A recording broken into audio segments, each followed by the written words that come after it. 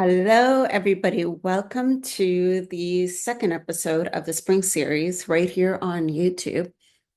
And today, what I want to talk about is healing your inner 20s. And I wanted to bring this topic because, well, one, I believe that inner child healing has a lot of misconceptions, and everybody has their own different approach to it. When it comes to other practitioners, they have their own way of navigating with their clients, with themselves. But there are certain things that I've come to realize when it came to inner child healing that, well, one, it doesn't always need to be something what we would consider traumatic, such as like anything, abuse, rape, any of those things on that level, as it's not always the case. Now, obviously, those traumatic events do require healing and do require, kind of being looked at instead of being avoided. But I think that sometimes there's this misconception of like, oh, I didn't have a trauma growing up, my childhood was great. My parents were awesome. And that's not necessarily what it is always like, what it's like, does it mean that there isn't any inner child healing to be done? And so I wanted to like kind of like really put that out there because one, it is any age between the age you are today. So if you're 30 years old today, then you can be inner child healing your 20-year-old self, you can be inner child healing your teenager self, your 5-year-old self. Um, if you're 50, you could be healing your inner 30s, your inner 40s.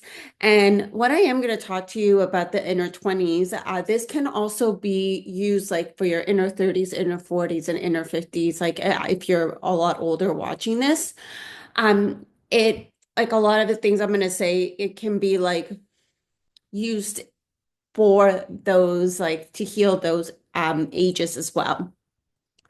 And so what happens is like there's one when it comes to like, healing your inner teenager, healing your inner child, your inner 20s, whichever one, wherever you are at, um, I do believe that it is best to see which one you feel called to, like which one you feel more navigated, which one is bringing up certain messages in your external environment, whether um, it is something that you're listening from music from a certain era, or if you're having dreams about a certain time period, these are little clues. I also do suggest doing inner child healing meditation and seeing in that meditation which age or which version of you pops up. And that's usually like those are the small little things of what you're meant to heal in this time in life. If you're trying to go back to a certain age, but maybe you're not, that's not what you're meant to, you're going to try and force it, or you're not going to be able to, think of anything that, you know, could pop up. Think of anything that you thought you would need to heal. Like you would feel things come up a little bit more blank versus like trusting what you're meant to really heal right now. And so what happens is that whatever version of you pops up, you want to look back and think, okay, what was happening around that time? And sometimes we think, and this is a lot, happens a lot with our inner, like when we're healing, like our inner teenager, our inner 20s, even our inner 30s, because we tend to remember a lot what was happening around that time, we tend to think that we've worked through it. So it'll be something pop up and we're thinking like, oh, well, we navigated it, we worked through it, and it's all good. But if it's re-popping up now, in your present day, it means that there's something that your subconscious or even your body that hasn't fully processed what happened. So it could be that you know, subconsciously, there's one thing you're not fully letting go of from that situation, or it could be your physical body is actually hasn't fully processed that level of emotion. And that can happen a lot when we are a teenager or in our 20s, because whatever we come across, if it's like too much for us to if it was too much for us to navigate in that moment, we can say, it's okay, like just put it aside because we have so many other things we want to do. Like we want to go out with our friends, we have school, we have homework, we have to go to work. And so that gets pushed aside instead of actually like dealing with it and processing those emotions. And so this can be anywhere from, breakups. If there's like, there was a breakup you went through and then you didn't fully process like the ending of that. This can also be through like friendships, like any friendship conflicts, any breakups with friends. A lot of things happen in our teenage years and in our 20s that have shaped us to who we are today. And sometimes like a lot of those things can be a domino effect. And there could be some things that we experience that was like one thing after another. And so then you fast forward to today, and then what happens is like something happens, and then we get triggered by it.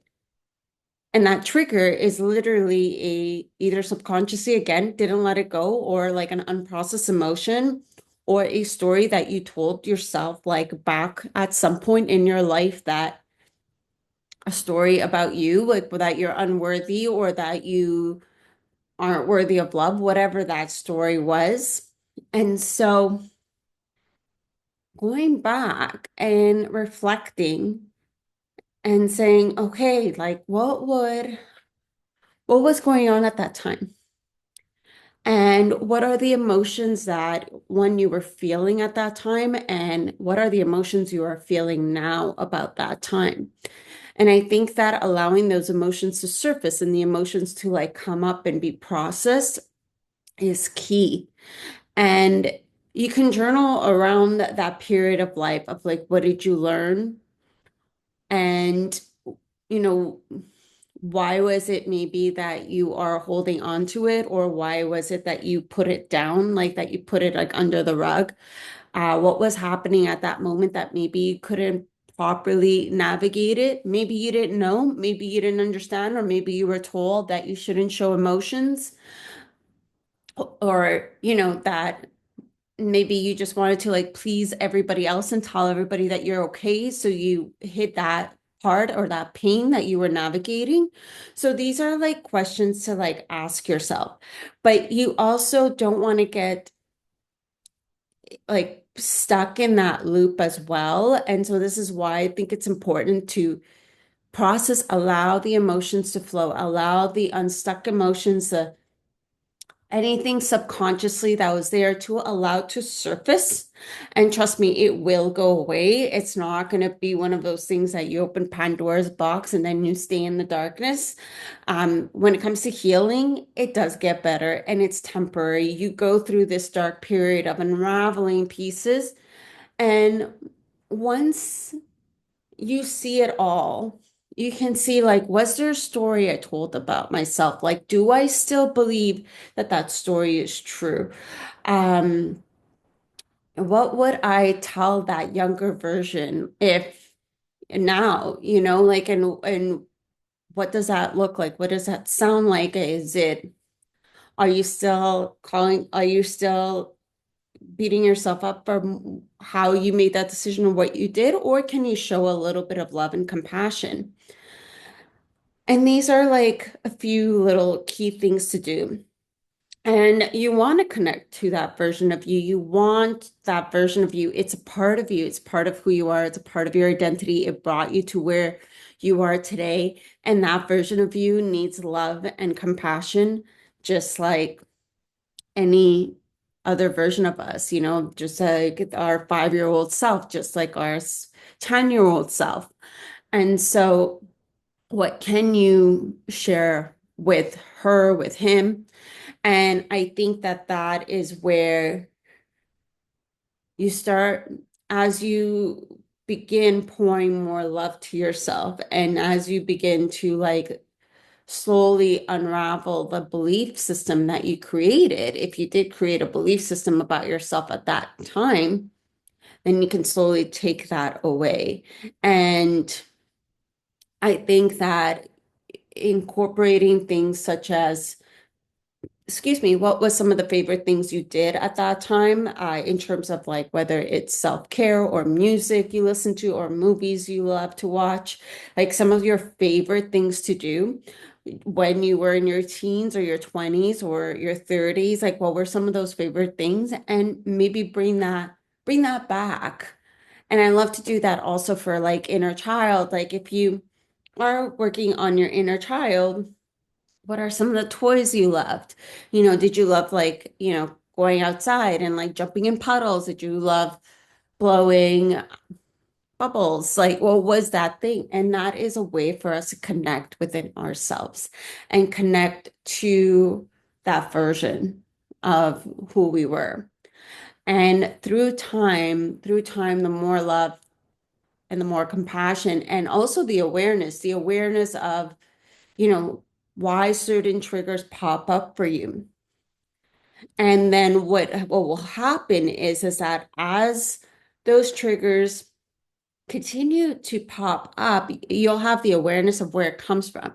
And then, maybe in the beginning you react. And then after that, maybe you take a pause and you don't react right away because you're aware that, oh, this is a trigger I have. And then the following time, you're like, okay, I have a choice. How can I, see this differently? How can I navigate it differently? And through that, as each tip, these triggers come up that relate to that version of you that you're healing, it gets they get smaller and smaller and smaller. Yeah, you may not react the way you once did. You may not feel such intense emotions like you normally would for that trigger.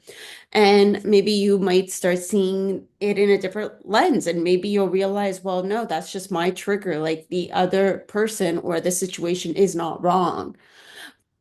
But that takes time. But first, you need to realize, like, where does it stem from? Like, where does that come from? So, if you are noticing like there's certain triggers that are popping up or you're in a certain state of like repetitiveness, this is where to kind of go back and clue in and see like, wait, what's going on here? And just, everything I said earlier, like just start doing those little things of like figuring out where it stemmed from. And then that creates awareness. Like awareness is key because I find like when you're aware, then you can make a choice. You can choose to react, and that's okay too, but you can also choose to look at it differently, choose to take a pause, choose to allow the emotions to flow, but just for yourself. And step by step and slowly, um, it'll get better. It'll get better. So if you enjoyed this episode, please like, share, or comment. If you have any questions around inner child healing, healing your inner 20s, anything of that sort, I would love to receive your questions because then I can just riff off these questions, go a little deeper.